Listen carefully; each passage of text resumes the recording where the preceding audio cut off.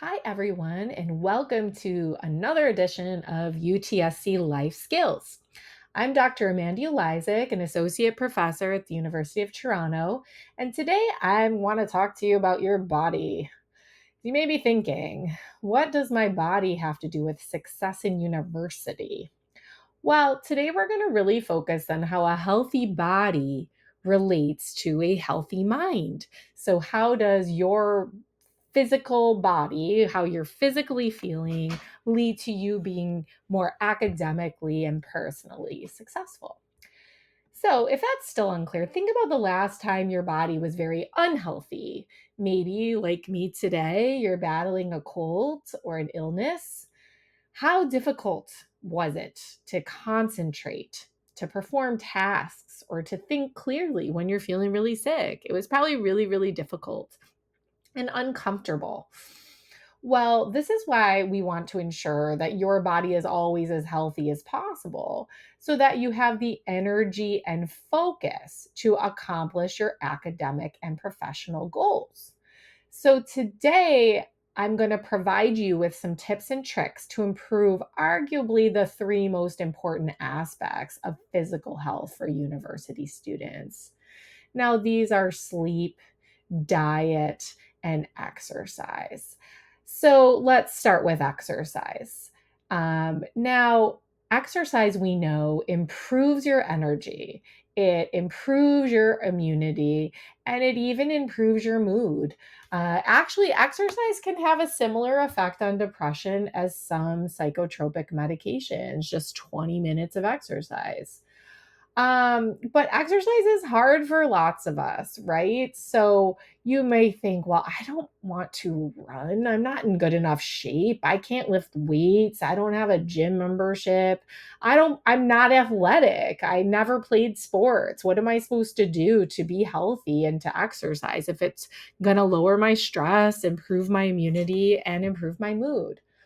Well, we all have options. So don't you worry. One thing you can do if you have the ability is to go for a walk. Maybe you can do some simple stretches from your seat, even rolling out your ankles, taking a big deep breath, stretching your shoulders. You could even dance. So maybe there's music or something that gives you that feeling of upbeat energy that makes you just want to move. All these things are something we can do. If we can do it for 20 minutes a day, it does not have to be the gym, it does not have to be weightlifting, and it doesn't have to be sports. But maybe you're thinking, ugh, I'm too tired to exercise. I don't have any energy. I'm so busy. Like, that's the last thing I want to do. Well, what we do know is that energy is increased when we exercise, not decreased.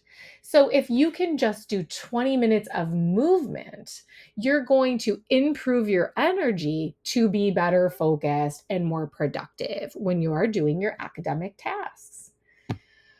But maybe you're like, ugh, exercise is boring.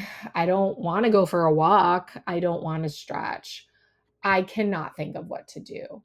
Well, luckily for you, there are tons and tons of options for university students to get exercise. Even if they think the traditional gym or things like walking, stretching, or dancing is not something you want to do, there's apps, there are video games that allow you to be moving and stretching and playing virtual sports. You could look to your local community or cultural centers to see if there are things that they are offering. There's lots of free activities like this on most college or university campuses. You can even go for a nice long walk through a museum or go do a fun pseudo sport like mini golf with your friends. Anything you can do to go beyond the gym, you can look for fun activities, hobbies that get you moving. So, again, just to reiterate what we want to do in terms of physical activity, just move for 20 minutes a day, remembering that exercise boosts your energy and fun activities and hobbies can be just as useful and just as impactful as a hardcore workout. So now we've talked about exercise. Let's talk about diet and how to eat healthy. Now, imagine you're in class, you're motivated to pay attention, you really want to do well, but you're super, super hungry. So it's really difficult to focus and maintain concentration if you're hungry. Remember that food is fuel for your brain. If you do not have the right fuel and you don't have enough fuel, you're not going to be able to concentrate and you're not going to be able to pay attention and retain that information. Now, just as important is being extremely full. So, digesting big meals will make you tired and sluggish, and will also be really hard for you to pay attention. So, remember, you want to avoid being too full or too hungry, but everyone is different. Listen to your body. This requires you to be mindful when you're eating. You need to notice.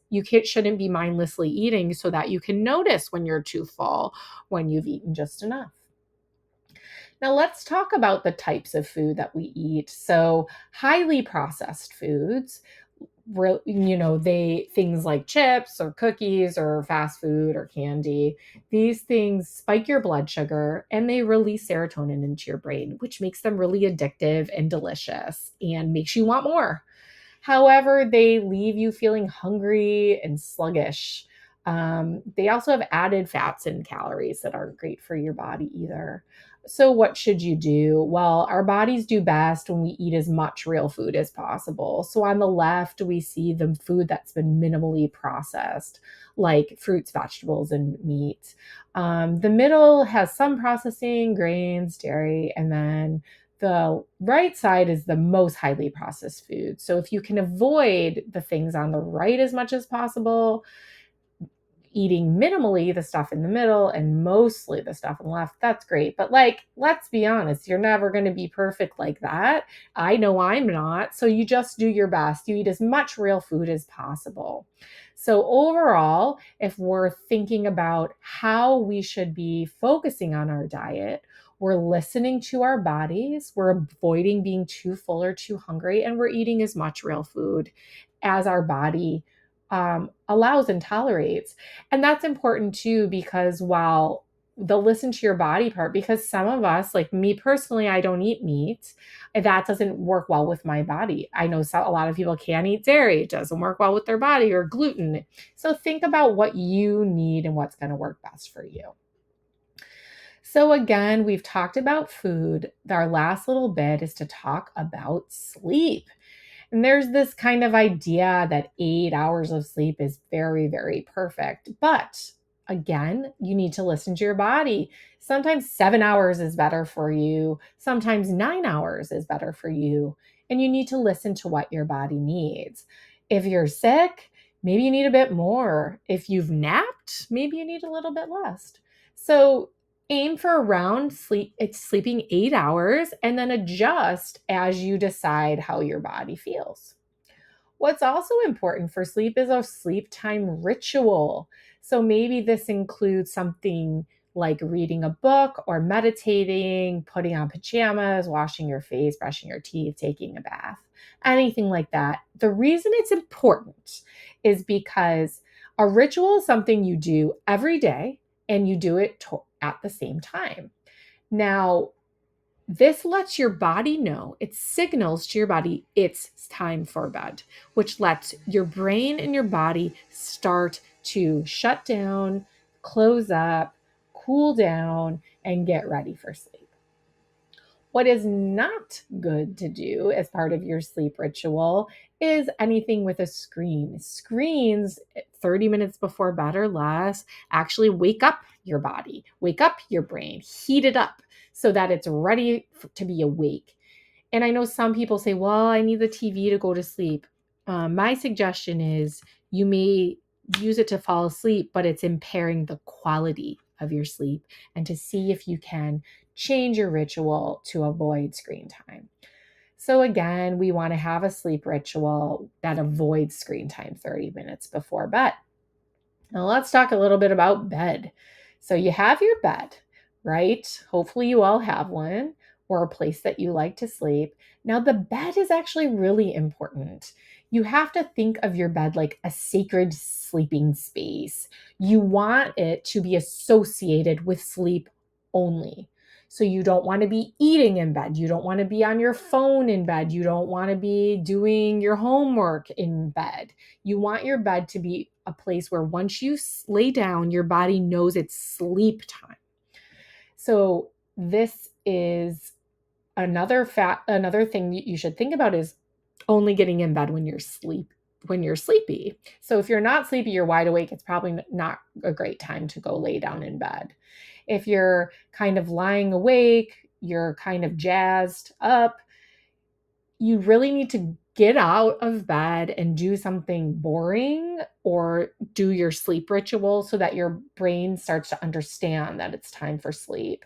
You can also do something like meditate or try a sleep cast. So those are podcasts that are meant to be kind of quiet and lulling so that you find yourself getting sleepy listening to them. So again, your bed is for sleeping. Get up after 20 minutes if you're laying in bed and you're still not asleep. Do something boring, do something different, and then get back in bed. So again, just to reiterate our sleep skills, we want to sleep about 8 hours a day. We want to have a sleep ritual. We want to avoid screen time 30 minutes before bed. Your bed is for sleeping and to get up if you can't sleep for more than 20 minutes. And so, of course, all this takes practice, practice, practice, what we've talked about in terms of both sleep, eating, and physical exercise. So, this week, let's try one of these things. Let's try to improve your sleep. So, first, we want you to monitor your sleep. When did you go to bed and when did you wake up? Maybe noting down what was your sleep quality. You can design a sleep ritual that you write down. Now follow your sleep ritual and continue to monitor your sleep. Did your sleep improve? And did your mood and attention improve? See if you can't kind of follow these things for the next week and notice any changes in your body. Remember, always listen to what your body needs. Practice being mindful around your sleep, exercise, and your daily sleep habits. And once again, improving your healthy body can help improve a healthy mind. So please be well. And again, this is Dr. Amanda Ulizik, and I hope these tips and tricks help you in your academic endeavors this week.